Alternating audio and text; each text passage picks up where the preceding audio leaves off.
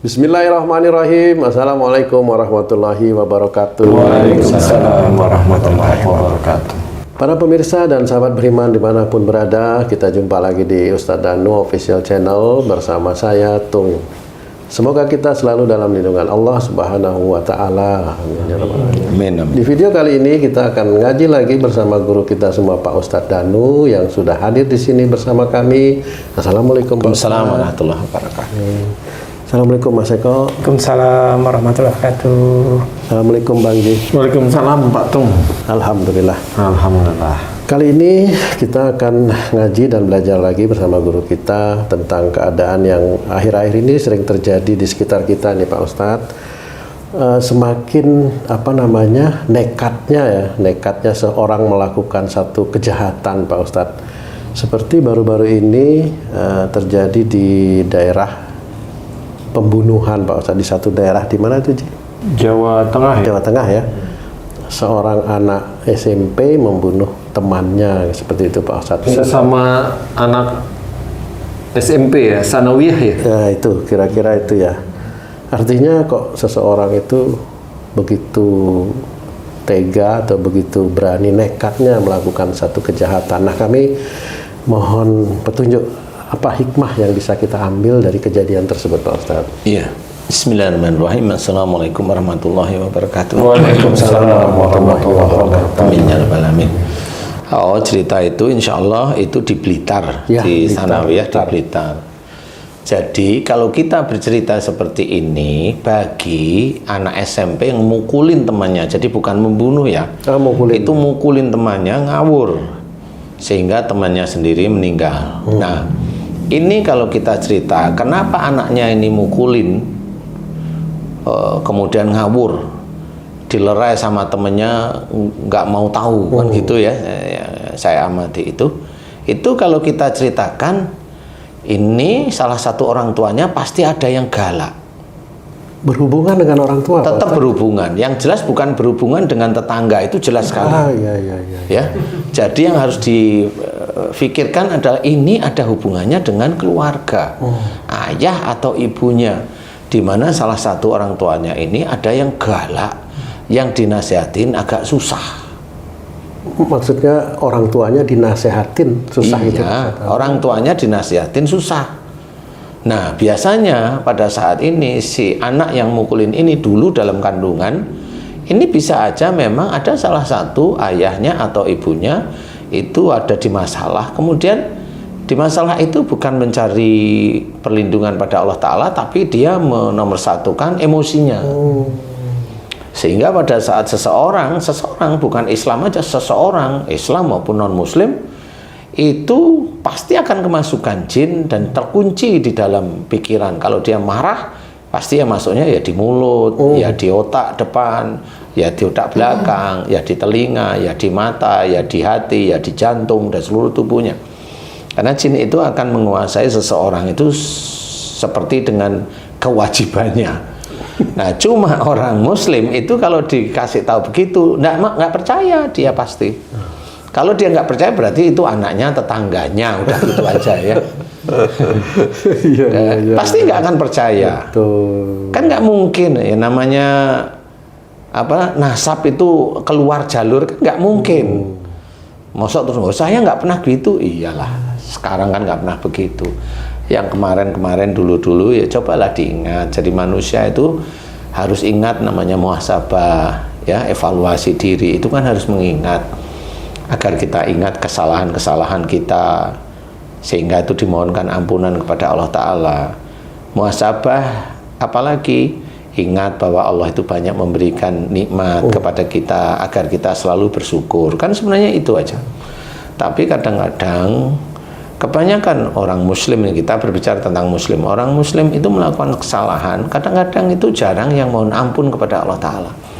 Habis marah sama suaminya, umpamanya, dia lupa nggak mohon ampun pada Allah. Marah sama istrinya, dia lupa nggak mau minta maaf pada istrinya, atau dia tidak mau mohon ampun kepada Allah Ta'ala. Itu ciri sudah. Dia hanya beristighfar kalau selesai sholat dan nggak ada masalah. Itu kebiasaan seperti itu. dan itu dianggap sudah benar. Enggak, kalau mamanya, lah kan saya mohon ampun ini cukup sekali. Karena Allah Maha Pengampun loh. Maksudnya Allah Maha Pengampun itu bukan sekali. Istiqomah dalam mohon ampun, kemudian serius, tidak melakukan lagi perbuatan itu, agar taubat itu benar-benar serius, taubatan nasuha. Jadi jarang sekali orang itu sampai sebegitu. Ada nggak? Ada sih, cuma jarang. Hanya orang-orang yang diberi hidayah oleh Allah Ta'ala yang mau dia bertobat serius kepada Allah Ta'ala. Mau dia tidak melakukan perbuatan-perbuatan buruk lagi, itu mau. Orang ini insya Allah mendapatkan hidayah. Nah, kalau si anak tadi mukulin, kemudian sudah dileret, tidak, jangan dipukulin terus sampai kelenger. Nah, ini kan nekat ini. Iya. Ustaz, bahasa kelenger itu apa sih? Kalau ayam itu udah begini ya, udah nggak bisa ngelawan lah istilahnya. Betul. Itu. Nah, kalau orang biasa, anak SMP itu apa sih yang kadang-kadang berantem juga males-malesan ya anak SMP ya. Kecuali memang dia punya genetik emosional. Nah, genetik emosional dari mana ya? Kan dari orang tuanya. Masa genetik emosional dari Ustadz A, Ustadz B, lah kan curiga nanti. Ya. Nah, inilah yang harus kita ketahui. Insya Allah kalau kita umat Islam mau belajar, mulai hari ini kita belajar, kita mau jadikan anak kita soleh, atau kita mau jadikan anak kita baik, atau kita jadikan anak kita itu malah ujub, malah riak, malah sombong, itu ya dari kita, awalnya dari kita dulu.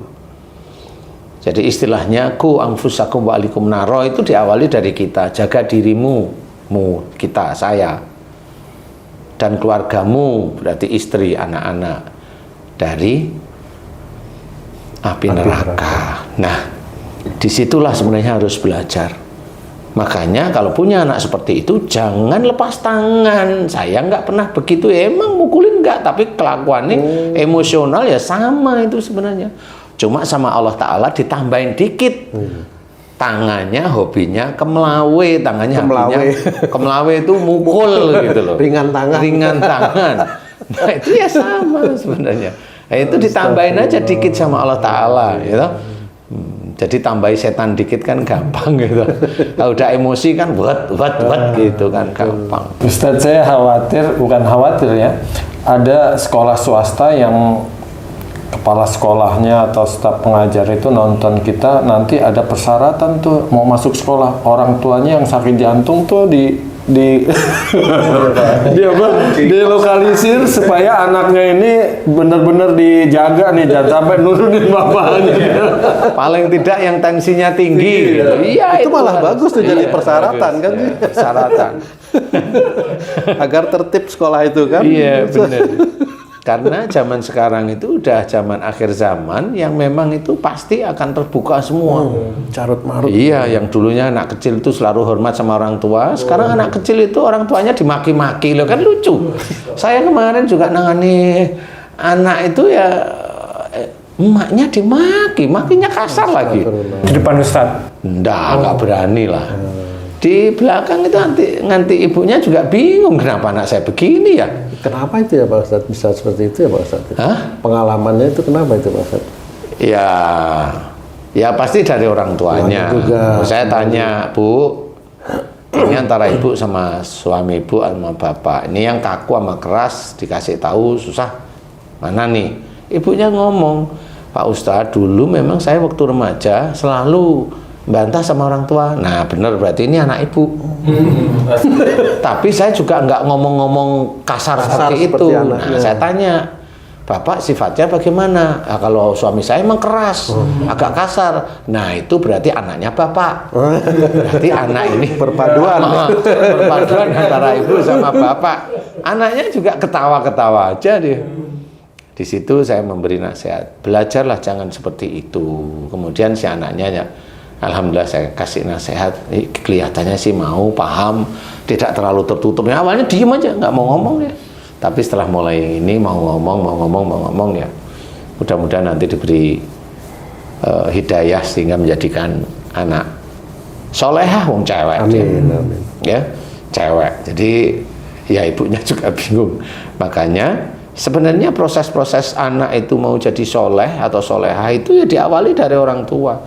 Bukan berarti kalau anak itu sekolahkan di sekolah agama itu terus jadi soleh atau soleh.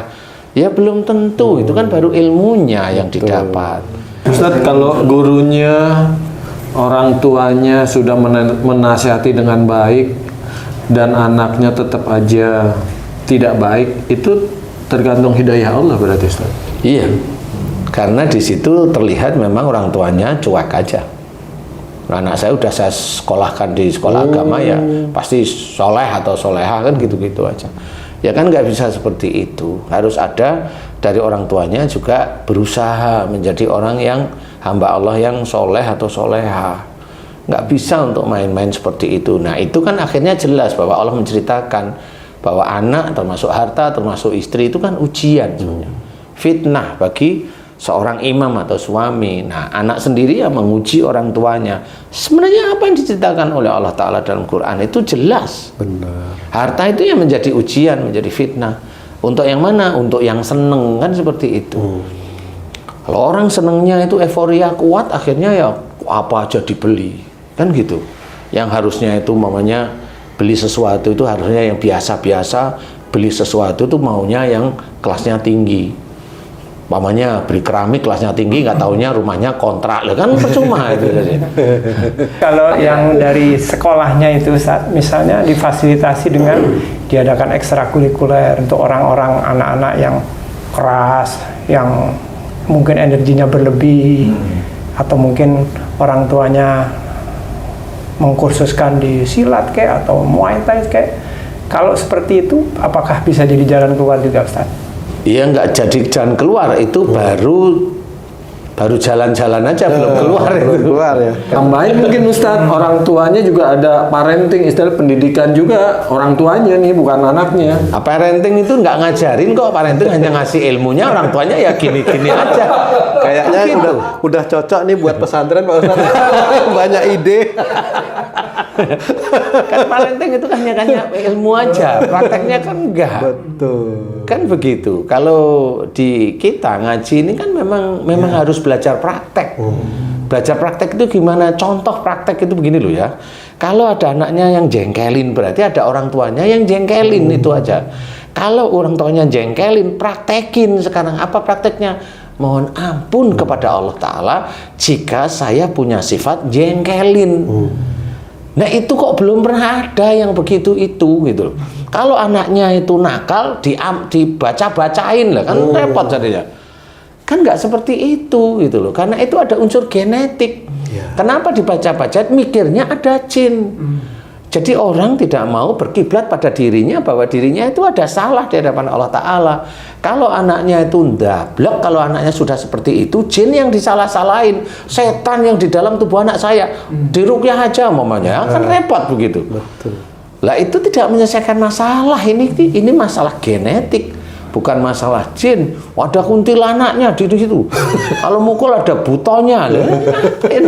Ya enggak. Itu namanya kesurupan kalau ada butonya, kan gitu. Nah, itu normal kok. Mukul juga masih normal, kesurupan apaan kan gitu. Nah, itu berarti genetik yang gampang sekali tersulut. Nah, insya Allah itu ada di orang tua. Seperti itu. Dan itu insya Allah tepat. Nah, orang tua emang harus belajar seperti itu. Ya enggak nyalain, enggak. Ini kan sama-sama namanya katanya ngaku Islam, ya sholat kalau sudah Islam kan begitu. Lah katanya ngaku Islam sudah sholat, ya berbuat baik kan begitu. Bukan kalau udah sholat dianggap semuanya selesai. Lu enggak. Kalau udah sholat semuanya selesai. Lah kalau cari rezeki dari mana? Kan harus ikhtiar. Berarti selain sholat harus ada ikhtiar ya sama. Untuk mendapatkan rezeki. Lah untuk mendapatkan anak yang baik ya ikhtiar. Salah satunya gimana? Kalau anak sudah mukulin orang sampai orang yang dipukulin mati. Ya ikhtiarnya si orang tuanya tobat pada Allah Ta'ala jika ada sifat-sifat yang buruk pada anaknya, yaitu emosional. Kan begitu. Jadi mengamalkan itu ya begitu ya, dibaca-bacain ngapain? Nanti kalau dibaca-bacain terus anaknya terus nengkleng, diem, ngalamun, cari lagi pengobatan. Kan gitu. Anak saya kok nengkleng, habis apain? Nggak tahu. Lu siapa nggak tahu padahal dia baca-bacain. Kan banyak kasus-kasus yang seperti itu. Kasus yang seperti itu sangat banyak. Jadi makanya di sini salah satu tugas kita adalah mengingatkan. Sebenarnya itu insya Allah masih bisa diperbaiki. Innallaha la yughayyiru ma biqaumin hatta yughayyiru ma bi anfusihim. Itu sudah jelas. Jadi sungguhnya Allah tidak akan merubah nasib suatu kaum kecuali kaum tersebut merubahnya. Kan begitu. Berarti kalau memang ingin anaknya baik terus, ya orang tuanya muhasabah sebenarnya. Dia harus muhasabah, salah saya apa sehari-hari, tanya sama pasangannya, tanya sama saudaranya, sehingga bisa diperbaiki. Kalau diperbaiki, mudah-mudahan anaknya mendapatkan hidayah melalui orang tuanya. Katanya doa yang dimakbul di hadapan Allah, doa orang tuanya. Kan gitu. Orang tuanya minta soleh tapi nggak mau belajar. Mana coba? Ya kan nggak bisa. Kalau guru-guru sanawiyahnya ya nggak bisa disalahin, itu kan punya kurikulum. Insya Allah kita masih punya kesempatan agar anak-anak kita itu soleh atau soleha, tapi perbaiki diri kita dulu. Jangan kita itu sombong ini. Nah besok anak-anak kita ya pasti ada sombong.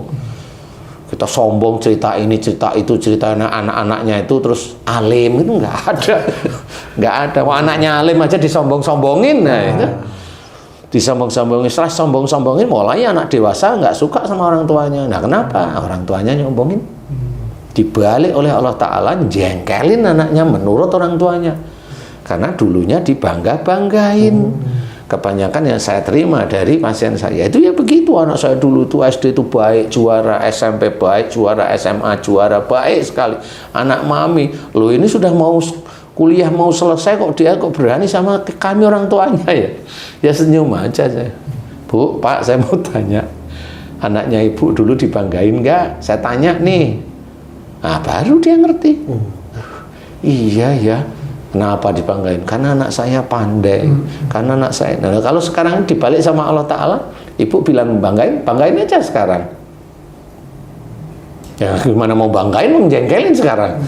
Nah, akhirnya kejengkelan itulah sebenarnya tanda bahwa jangan terlalu bangga terhadap ciptaan Allah yang namanya makhluk, yang salah satunya namanya anak, yang salah satunya namanya harta, yang salah satunya namanya jabatan, pangkat, termasuk apapun. Nggak perlu dibangga-banggain. Nanti akan dijatuhkan oleh Allah Ta'ala. Kalau Allah berkehendak, kalau saya sih bukan doain. Kalau mamanya ada yang korupsi belum jatuhin, ya malah kata Ustaz Danu, enggak, ini saya korupsi juga berhasil. Ya enggak. Di dunia kamu bisa ngomong gitu, di akhirat ya selesai sendiri. Seperti itu. Jadi kita harus belajar bahwa muhasabah untuk anak kita itu kan dilihat. Ini anak saya kok agak sulit ya dinasihatin. Nah, coba kita evaluasi. Misalnya Ustaz ya, misal tadi yang disebutkan galak gitu ya. Misal nih, orang tuanya muhasabah, kayaknya enggak deh. Misal, apakah itu sudah, kalau menurut Ustaz sudah diteliti berkali-kali gitu? Artinya gini, saya pernah punya teman yang seperti itu. Orang tuanya petani, sepintas menurut mata nggak galak, tapi anaknya ada yang seperti itu, Ustaz. Itu apakah mungkin cuma mata manusia saja gitu?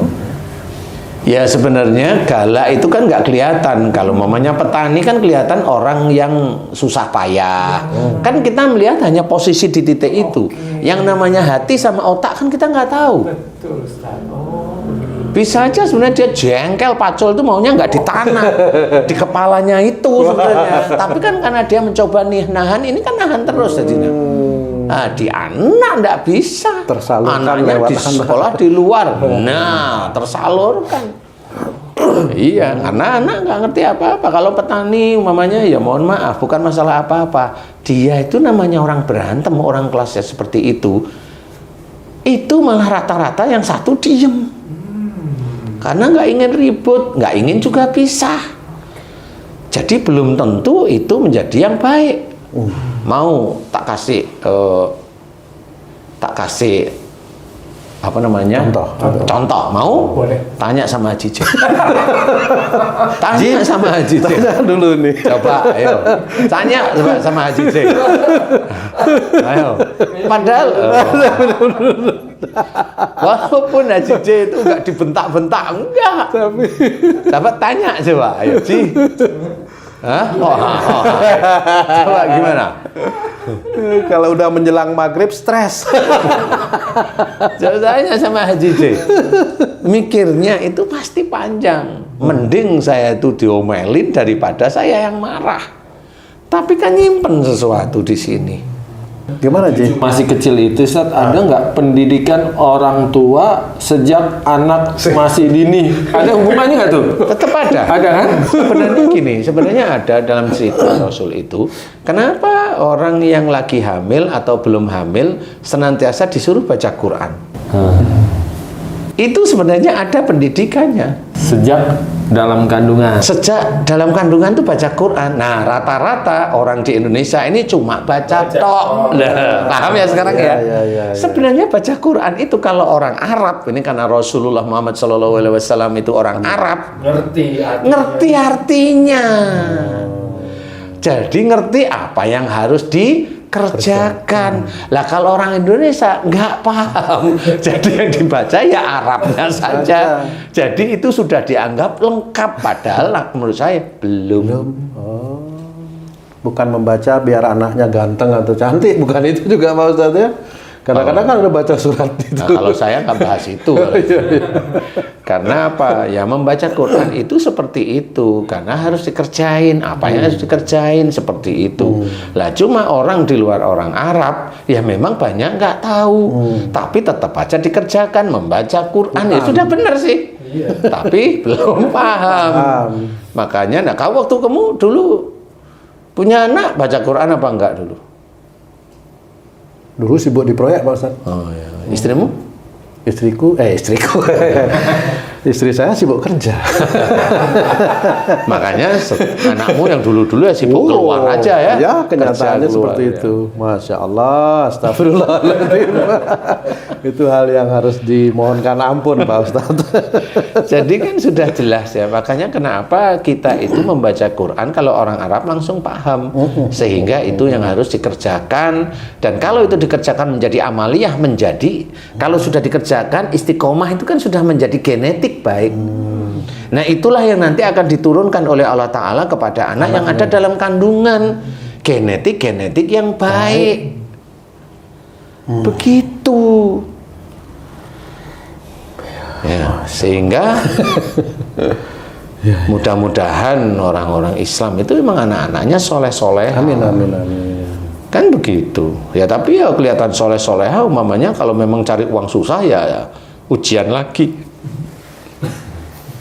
Ujian lagi, gitu, diuji lagi, gitu. Lagi enak-enaknya beli motor baru, Jakarta, lagi banyak kabut, suruh naik angkutan umum, jengkel lagi dah.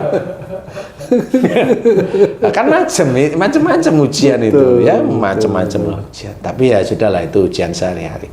Intinya adalah harus muhasabah. Jika ada anak kita yang keluar dari garis-garis agama, omongan kasar dan sebagainya, ayo itu muhasabah. Kemudian setelah berdoa mohon ampun terus-menerus di titik-titik tersebut, fokus di titik itu, kemudian anaknya dinasihatin yang baik. Ya bisa berbulan-bulan yang seperti itu. Betul. Ya, karena pada saat itu kadang-kadang belum bisa ngajak anak ngomong, "Mbok kamu jangan gini." Itu kan susah juga ya. Karena nggak taunya ayahnya itu ngomong, "Mbok kamu jangan gini, nak." Nah, anaknya jawab, "Oh, papa begitu kenapa?" Atau "Mama begitu kenapa?" Lah dijawab. Jadi intinya adalah kalau anak yang berlebihan tetap dididik dengan dari sisi agama. Kalau memang dia tidak bisa belajar, dimohonkan ampun semuanya. Karena yang begitu itu kan praktis. Dia praktis di mana? Dia praktis mukulin orang dengan emosi. Nah, orang tuanya pasti praktisnya begitu. Jadi tidak praktis dalam berpikir yang agak panjang. Emang nggak bisa salah satu orang tuanya, salah satu ya. Nah, inilah yang menjadi gambaran bahwa harus merenung, muhasabah, kemudian diem di antara kita siapa ya Bu yang sifatnya kayak itu, yang nekat. Kalau bapaknya itu mamanya diem, ibunya yang lebih galak, bapaknya nggak berani ngomong gitu sama istrinya, takut di ner kan selesai. Ya, akhirnya ibunya yang galak terus-terusan. Nah ini lupa, saya nggak pernah begitu, saya nggak pernah ini, ya selesai sudah. ya sudah, akhirnya dia akan menuai besoknya. Padahal maksudnya Allah, semua orang muslim atau manusia itu diajari oleh Allah Ta'ala itu untuk masuk surga, tetapi pelajaran itu diabaikan, sehingga hal yang tersebut malah jadi ujian yang menjadikan masalah, menjadikan ini seperti itu. Bukan anak nakal taruh pesantren atau bukan itu salah satu caranya. Kalau itu di sekolahin boleh, di sekolahin pesantren, sekolahin mana, ibtidaiyah, sanawiyah atau aliyah boleh-boleh aja lah. Tetapi orang tuanya menggodok sejak awal itu ya kita sebagai orang tua. Insya Allah kalau memang kita seperti itu, ngerti, faham tentang agama, benar-benar bagaimana orang yang hamil itu baca Quran, ya seperti tadi. Baca Quran itu bukan hanya Arabnya. Ya kalau kita orang Indonesia ya bacalah artinya. Tidak tahu tanya sama guru-guru yang tahu. Nanti diajarkan kok. Kalau gurunya tahu. Kalau alam. Alhamdulillah. Terima kasih banyak penjelasannya Pak Ustadz. Banji cukup ya? Cukup. Mudah-mudahan kita bisa mengaplikan apa yang disampaikan oleh guru kita semua Pak Ustadz dan sahabat beriman dan para pemirsa dimanapun berada. Demikian tadi video kita, mudah-mudahan ini bisa bermanfaat untuk meningkatkan keimanan dan ketakwaan kita kepada Allah Subhanahu wa Ta'ala. Kami pamit, sampai jumpa di video yang lain. Wassalamualaikum warahmatullahi wabarakatuh. Waalaikumsalam warahmatullahi wabarakatuh.